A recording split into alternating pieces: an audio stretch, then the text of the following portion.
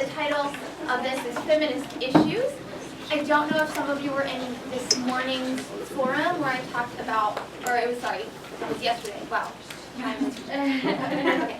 we feel the same way. Sorry? You feel the same way? I know, I didn't sleep either. So basically, I'm going to give a lot of the same points that I gave. If you were in that, I'm very sorry, but I think it's worth sharing again to you emerging leaders.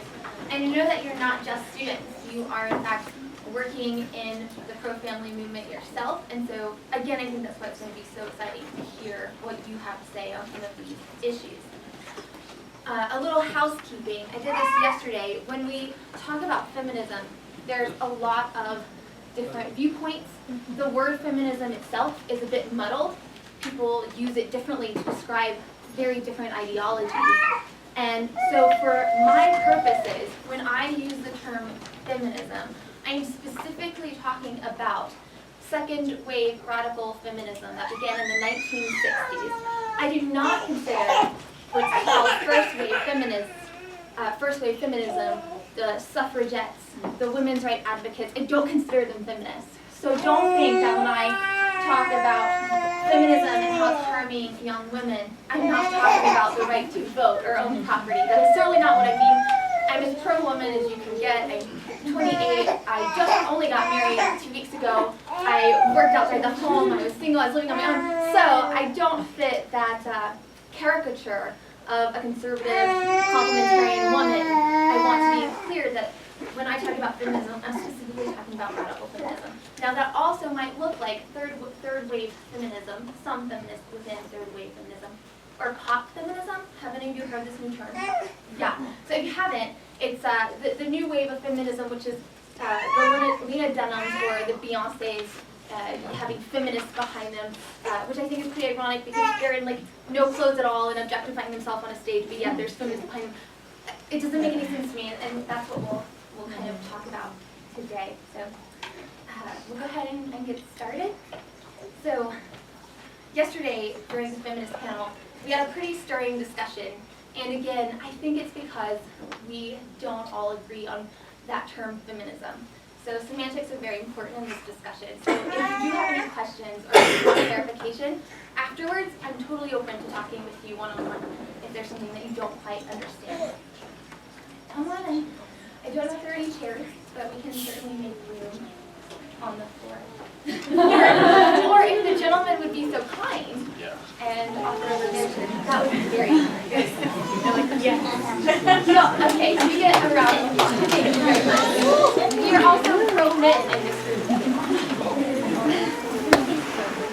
So when I was growing up, and even recently, I heard that feminism is dead. Have you all heard this? Feminism is dead. Okay. It's kind of a back and forth debate. A lot of the older women in the debate will say that feminism, as in second wave feminism, hasn't had the impact that it did on women of the 1960s, 70s, and 80s, and that millennial women have kind of escaped its ideological clutches. I personally don't believe that, and that's really based on myself and the sampling of the women that I am friends with, that I'm related to, that I work alongside of in D.C. Growing up, I really admired women who had it all. We heard this term, having it all, and what does that look like? But to me, having it all looked like this very high-powered career, a corner office, and a big building. It looked like sleeping in on Saturdays and brunch on Sundays and dinner out every single night. I didn't have to cook. That's what liberation and freedom and independence and having it all looked like to me. Because I was taught very subtly by my feminist professors that having it all did not look like having a family. I don't know if any of you have come into contact with this, but I believe them. And a big reason why I believe them was because my mom was a full-time stay-at-home mom. And I was under the impression that she somehow was more inferior to these women who had this great big income coming in, or that she had somehow become oppressed under my dad because she was a wife who made sure his shirts were ironed and that dinner was prepared on the table.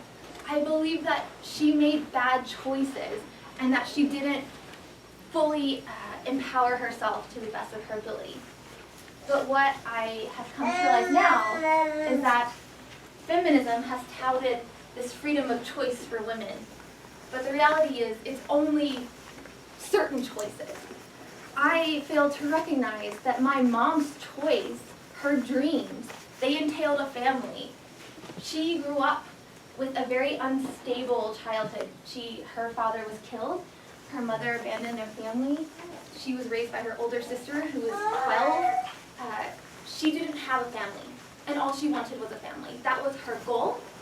And I asked her later, did you ever feel condemned for that choice of being a mom? And she said, yeah, I certainly felt this stigma for my choice to be a full-time stay-at-home mom. She said that she was at some bunco party once, and a lady, you know how people are, they just come up to you and say, what's your name, how are you, what do you do? And she said, oh, I'm a mom. And the woman replied to her, I'm so sorry, it must be terrible to stay at home all day long with your kids. And my mom, this woman was like a dentist hygienist, and so my mom felt pretty inferior to this woman, and she didn't go back to bunco anymore, actually, after that. She said that she felt a bit embarrassed that while they were talking about their jobs, that she didn't have anything to contribute, and then that comment made to her wasn't very helpful. So I've since apologized to my mom for not seeing her as empowered because of the choice that she made to be a stay-at-home mom. Something we talked about yesterday that really helped is one young woman, she was expecting her first child, and she asked me, you know, you talked about not seeing your mom as a strong female leader.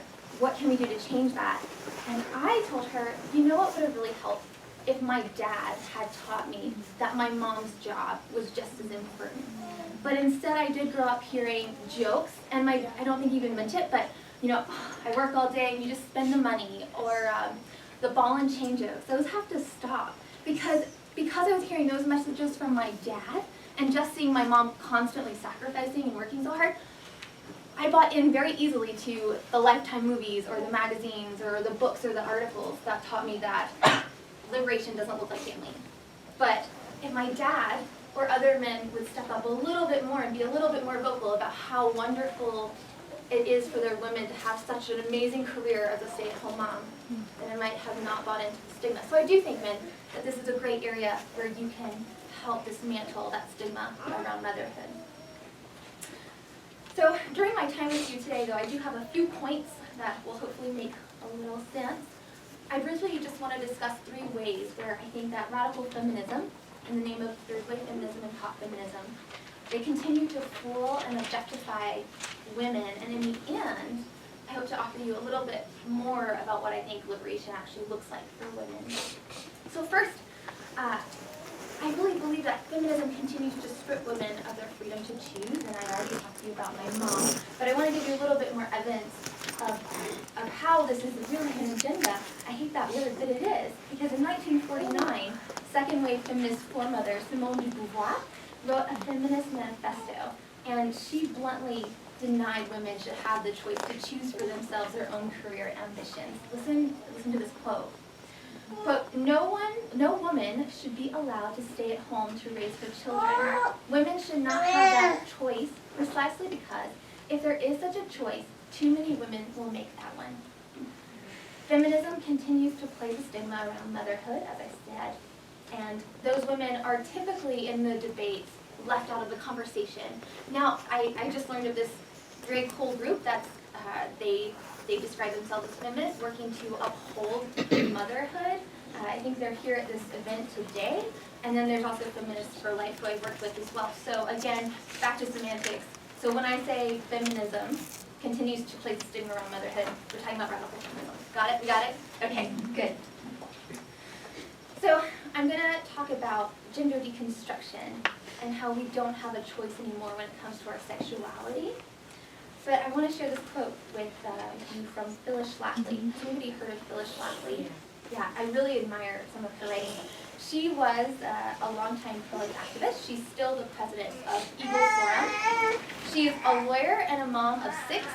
She's written 20 books, and if you asked her, she would certainly not say she was limited by motherhood. She is so prolific. She's still writing books to this day. So one of her most recent books is called The Flip Side of Feminism. And in it, she writes, quote, while people associate feminism with the 1960s revolution, since that is when feminism began, so Schlafly holds that those first wave feminists weren't actually feminists, they were just women's rights advocates. I'll continue on. Quote, feminism and feminists didn't disappear just because they're no longer marching in the streets. Schlafly explained, they simply chucked the loud protests and morphed into the fabric of society. I think that's where that pop feminism will come into play in a minute. But I do believe that de Beauvoir's legacy, remember the woman who said that women shouldn't have the right to choose to be a housewife because they'd make that too many women would make that decision. Her legacy does live on in third wave feminists, most of whom are millennial women like you and me. But there is a new hot topic that's not homemaking anymore. The issue is really sexuality. So current third wave feminist Jessica Valenti, has anyone heard of Jessica Valenti? Okay. Yeah. Oh yeah. She typically seeks to dismantle arguments advocating for chastity and modesty. In her book Full Frontal Feminism, A Young Woman's Guide to Why Feminism Matters, Valenti writes, quote, whether it's reproductive rights, violence against women, or just plain old vanilla sexism, most issues affecting women exist to keep women in their place, end quote. So for feminists like Valenti, valuing virginity equates to sexual oppression of women by men. But what's ironic to me is that during their discussions, they typically don't bring in the woman herself who made the choice to maintain her chastity. She's either dismissed to the margins, forgotten about, or possibly just dismissed as oppressed or ignorant. But for women like me who made that decision, it was an important decision between me and God, and I would like to at least be brought in on the discussion, not just told that I'm either too ignorant or too oppressed or too brainwashed to contribute to the discussion. So, again, like homemaking in the 1960s and on, the idea of choice in terms of our sexuality is a one-way street, because there is really only one choice, and that's sexual experimentation. Have any of you ever felt you were mocked because you were a virgin at, say, 25 or however old you are? Maybe just jokingly or in passing. Yeah, I mean, I have, certainly. I saw a clip on The View. I don't like The View. I don't watch the show. It's a show on American television of women sitting at a round table talking, and it's horrible. Well, there were women, and they were talking about this issue of chastity. Of course, I don't even think they use that term, just being a virgin at, say, 30. And they just couldn't understand, why would you do that? Why wouldn't you experiment? And they were very mocking. There was only one woman, the gal from Full House, I don't know her name, Cameron something. She was the one woman, Christian woman on the panel who was saying, no, these women are making that choice, nobody is making it for them. And I think the conversation came up about, you know how there are young women who have promise rings from their dad. Oh, that's a horrible idea, that somehow their sexuality belongs to their father. But no, it's just this promise that this young woman is choosing to make herself. But again, she doesn't get that choice because it's not the right choice in the eyes of feminists. But sexual experimentation and the deconstruction of gender are also very interesting to me in terms of women's dignity, because I don't see how radical feminism has helped to elevate our dignity. In fact, I think it's had the reverse effect.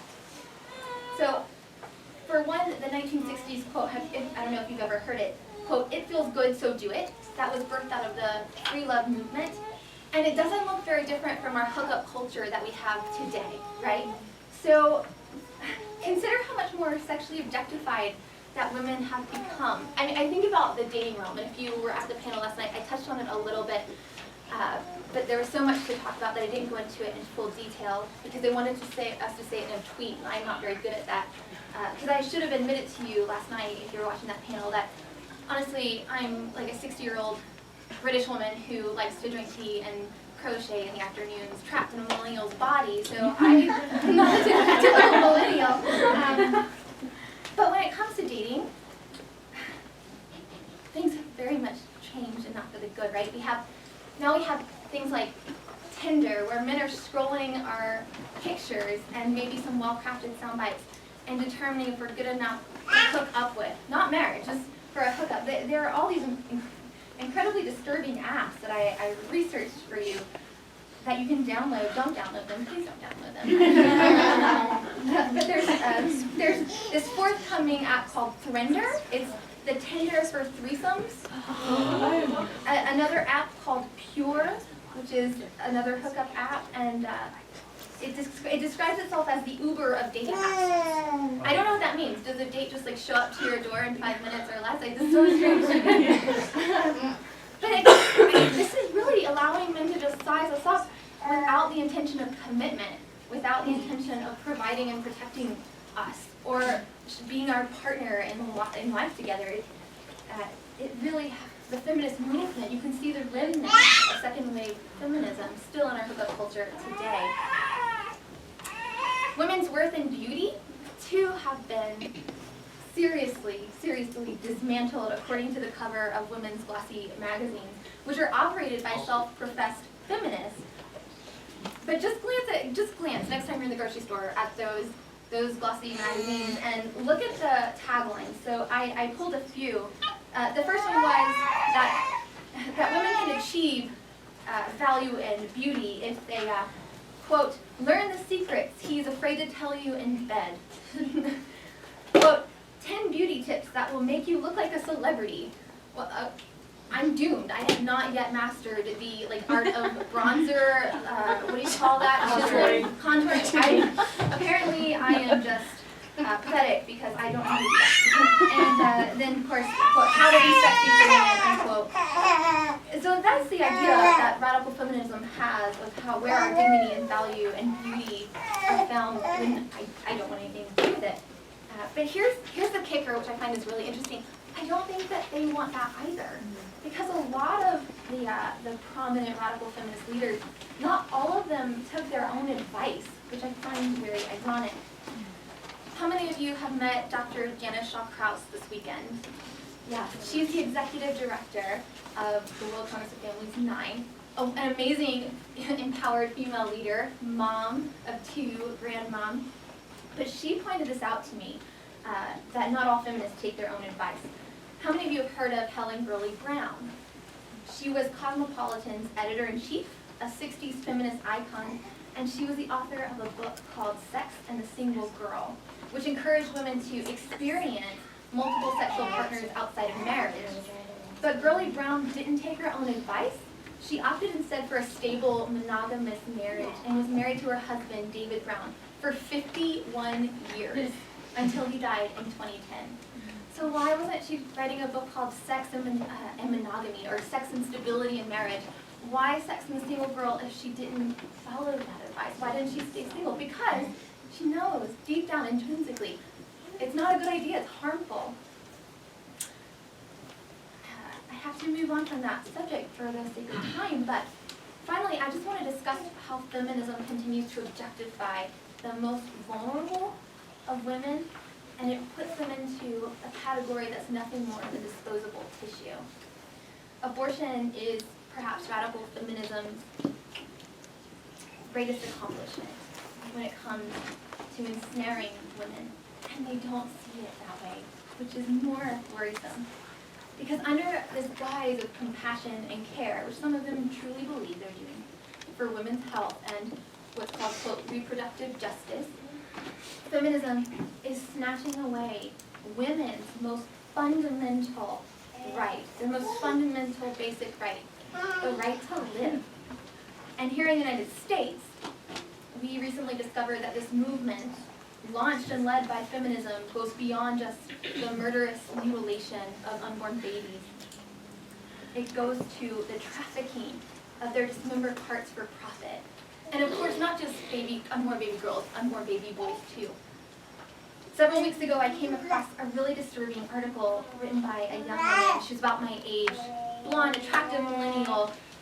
But her article tagline really caught my attention because it read, quote, I love providing abortion care to women, and I am proud to do so, and I am also far from alone, unquote. I thought, oh, how brazen to talk about the murder of unborn children. This is a train wreck. I must click on this and read this. So I did, and the author's name was Caroline Payne. She, on this website called Exojane, which is a woman's website that I had never heard of, but she pushes this tired old feminist narrative that women are only equal or worthy when they have abortion. And we heard this from the stage yesterday. Dr. Yost said, do you feel like you've been limited because you haven't had an abortion? Of course not. But this young millennial writes, quote, I provide abortions and actively take every opportunity to advance my abortion skills because without abortion and family planning, women will never live in an equal world, let alone rule the world. Women should have every opportunity to explore their potential in the public square, and they will never be able to do it if they cannot exert agency and autonomy over their bodies. Republicans know this, and misogynists know this too. My response to that, I had to write a response, that yes, Payne, you are right, that abortion is certainly about women. It's about the murder of innocent, vulnerable baby girls who are never given an opportunity to go to school or play sports, or as she put it, compete along the trajectory with men. Abortion allows for sex selection abortion, and this tragically works to the detriment of the world's tiniest little women. Misogynists know this too, and abortion advocates know this too. Because according to the Population Research Institute, 71 million more boys than girls have been born globally since 2000. 71 million more boys. So imagine instead empowering women by simply allowing them the chance to live. All right, I'm going to stop there so that we have a